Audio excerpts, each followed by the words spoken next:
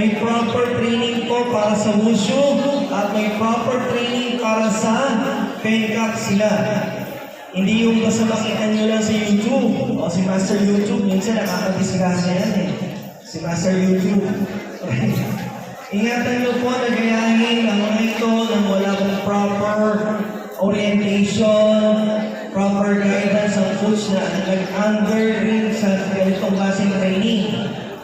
At kayo ay baka madisgrasya. So, beware of that, okay?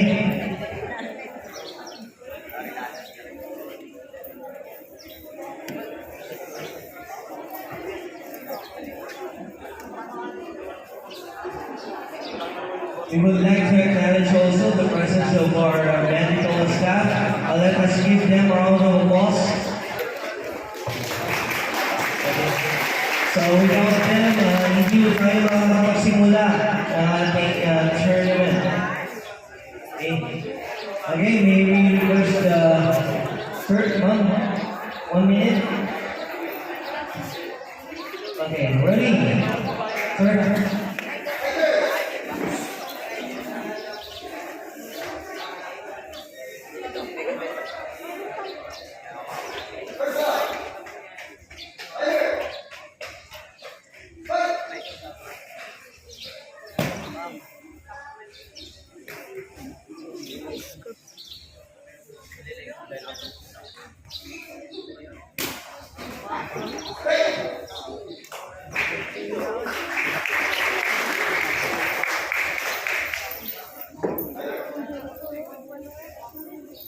Nakusugan man.